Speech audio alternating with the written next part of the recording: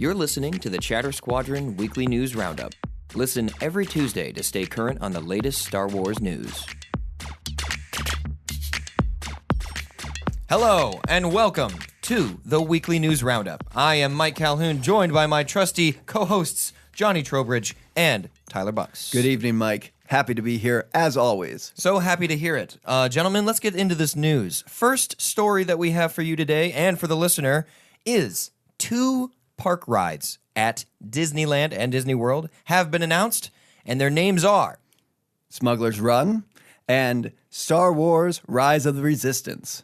Smuggler's Run being the Millennium Falcon ride. Yes, the lines we're reporting are going to be massive. People are already getting in line to get on that ride right now. If you want to get on that ride, you need to be in line last Black Friday. Exactly. There was a great deal on line positions this Black Friday. Yeah, exactly.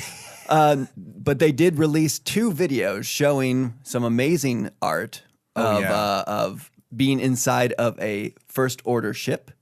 A lot of hustle and bustle going around because it seems that the Resistance has appeared out of nowhere and there's a battle that is going to be taking place. And Entertainment Weekly reported that you will be able to come face to face with an angry Kylo Ren during this attraction. What? Bob, how do we know he'll be angry? Oh, I can confirm that he'll be angry because he'll possibly be portraying the same character that he embodies in the films. Thank you, George. You're welcome, Phil. I'm Kip. Let's You're move welcome, along. Kip Phil. Kip Phil, thank you. Bob here again. In the teaser for the Millennium Falcon ride, yes, you get to see people doing some bips, some boops, and some switchity swoops. Some clicks, some clacks. Which leads a lot of people to believe that there will be 3, since 3 people were in the trailer, there'll be 3 people in the cockpit during the ride, and 2 of those people will not have as much fun as the one who is piloting the Millennium Falcon during the ride. That is something that we saw in the video that is quite interesting. Can I ask you, Kip Phil, also known as Johnny? Yes. Do you really think that it's only going to be a 3-person ride? Do you think the video is going to stand true? Well, let me tell you one thing, Rich. There will be many people operating that ride. It will not only be 3 people. I mean, 3 people will be riding on the ride, but there will be people operating the vehicle at all times. Are you speaking for of safety concerns? the staff at yes, the I'm park? speaking of the staff, Rich. Thank you, Charles. Now, besides the staff, do you think Tyler, also known as Phil or Bob? Yes. How many people do you really think they'll put in this cockpit for the ride? Great question, Doug. I think there will be a maximum of 4. I think so too. The 3rd person who will probably be having the least amount of fun is probably going to be fixing the hyperdrive. Oh, yeah. Then you have the co-pilot in the Chewie chair. Most likely at some point systems go down and he has to pilot and also turn on the hyperdrive to go. I'm guessing that's going to be the main thing you're trying to do, is getting the hyperdrive to get up and running, and then you blast off. And then, of course, the person in the Han Solo chair having literally all the fun because they are flying the ship. Imagine waiting in line for 12 months just to be the 3rd chair. I have a question. Yes. Richard. Douglas. Thank you. Do you think that the people who are not in the chairs will get a chance to be on the turrets? Great point there, Rich. A VR experience, if you might say. Oh, wow. Well, I imagine the whole thing will kind of be a VR experience, considering the cockpit windshield will likely just be panels of LED lights. Well, that sounds amazing. Actually, if you ask me, that's something that's been done before, and if it's going to be something that is like they've been talking it up, that's never been done before, I would see it as you can actually look around outside. Oh, wow. And see different things on the outside of the cockpit. Oh, that'd be... Which would be much more different than just screens like we've seen before. But since you put it that way, it would be amazing to have a ride with 5 people, 3 in the cockpit, and then at a certain point, the other 2 who are in the cockpit are told to go, run through the Falcon, and go into the turrets.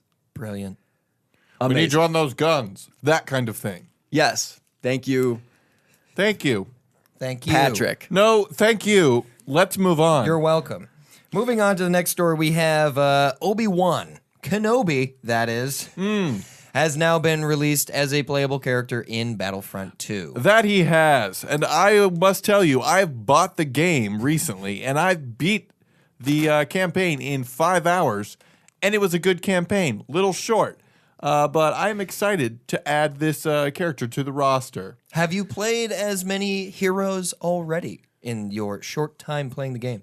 I owned the first Battlefront, and let me tell you, I've played a few characters, but I'm excited to use this one. There are some unique abilities that this character has that are going to be played on the Geonosis level, and I'm excited for what that might mean. As far as I know, he's going to have some new abilities. We're talking things like, give me 5 seconds, the teleprompter is down, all-out push. All-out push, you say? Defensive rush. Defensive rush. Restrictive. Seems like an oxymoron. Yes, very true. Teleprompter man. Restrictive mind trick, as well as a number of star cards. I'm just making it scroll, so off screen. Yeah. Yes, of course, we have, I have this several teleprompters. invisible scroller. Thank you. You're welcome. You can stop scrolling now. How do you guys feel about something called defensive rush? What do you think that'll be? Doesn't make a lot of sense to me. It sounds like a poorly worded Yu-Gi-Oh card. Yu-Gi-Oh reference, boom! Thank you. Moving on. Oh boy. But no, the trailer that we see of him slicing and dicing some droids, as well as facing up against General Grievous, he looks incredible. General They both Grievous do. or Obi-Wan? Both. They both look really good. He, as in both of them, look incredible. I see. You've used the singular for plural. What can I say? It's almost like calling something a defensive rush. It doesn't make a lot of sense. Do you think if you play in hero battles and Kenobi and Grievous meet up after the battle has ended, Kenobi says, "How primitive," and throws his weapon across? would probably I'm sure s- it happens. He would probably say, so uncivilized, which is actually the line. Excuse me. Oh boy. Who going are to ha- you? we're going And to- what have you done with Wait a Mike? second. I don't know. You're I'm not- not Mike. I'm Bill. Wait a second. You're not Bill. You're Mike. I've been billed as Mike. Let's jump back to Who's on the mic then? Let's jump back to the Star Wars theme parks and talk about just that, a theme. John Williams with a brand new theme for Star Wars Galaxy's Edge. He composed this theme, and they put out a, I haven't said theme enough times, so I'm going to keep saying theme. They put out a little teaser video Of the theme. of the. Okay.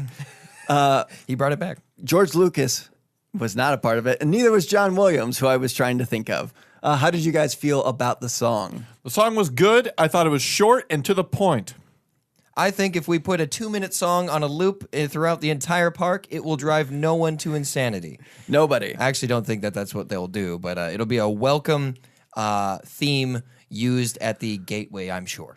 Something that is exciting about this is it's basically the theme for Batuu, which is where this civilization takes place. Star Wars Galaxy's Edge, when you go and visit there. The village is called Black Spire.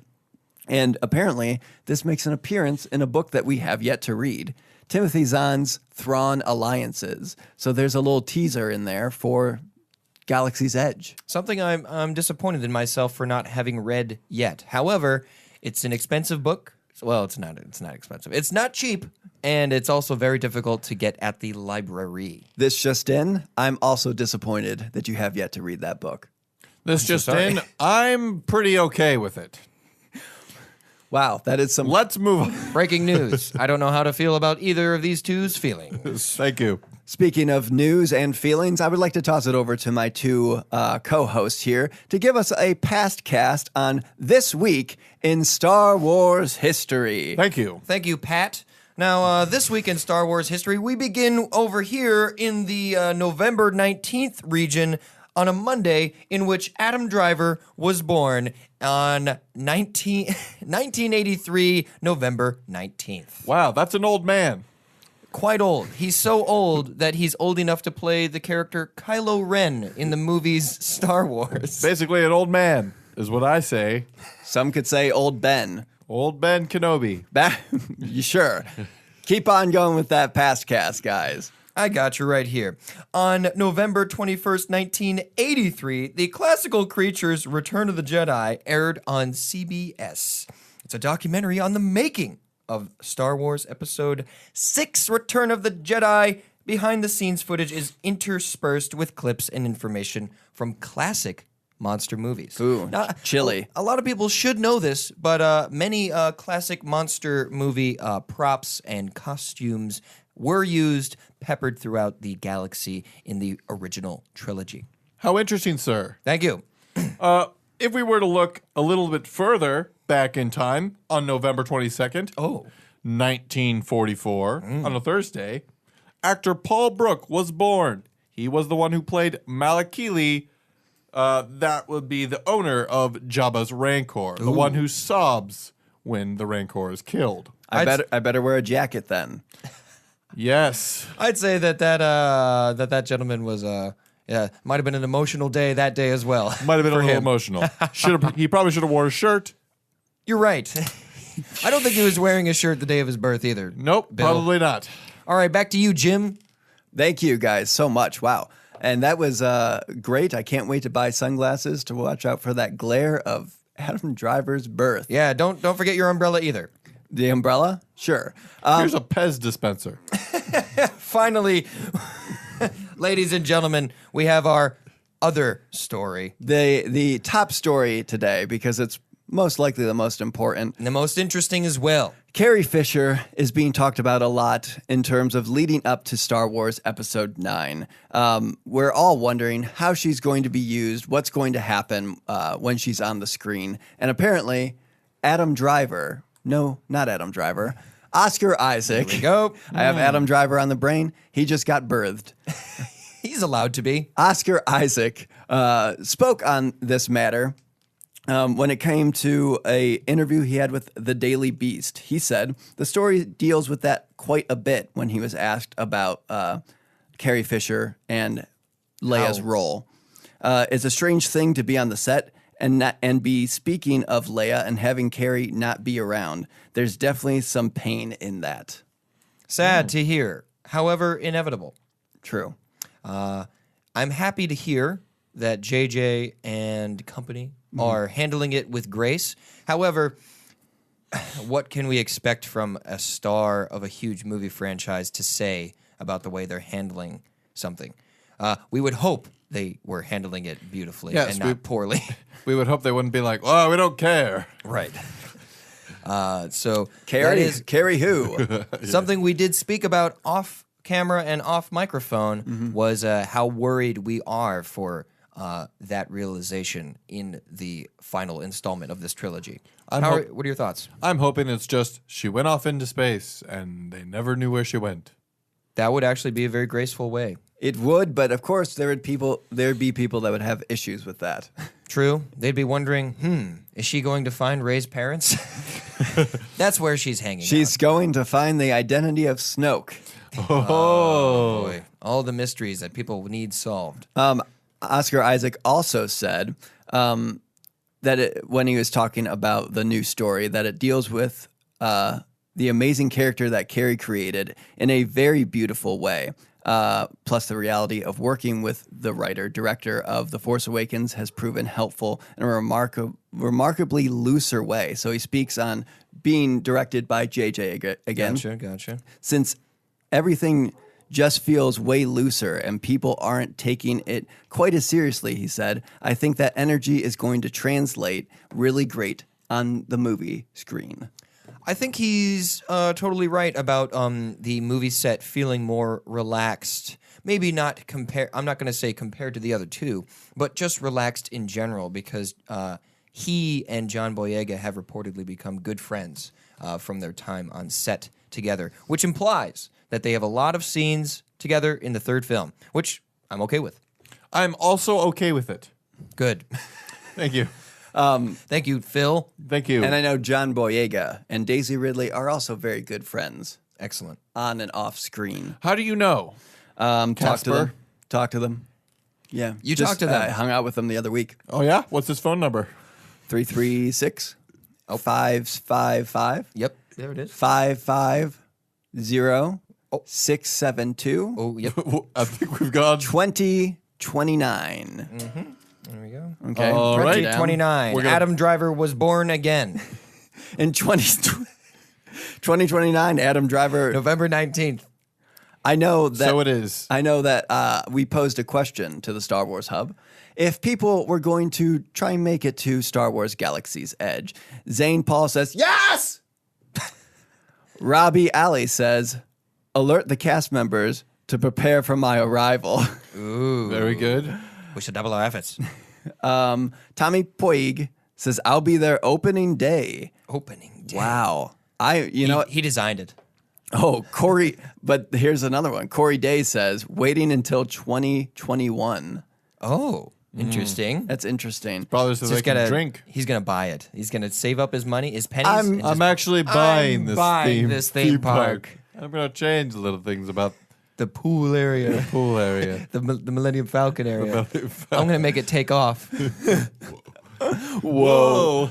John Piernicki says, I'm so bringing the whole family. Hey, John, I think we might be distant cousins. Yeah, I was gonna say, hey, Dad. Oh, wait, Dad? You're my father.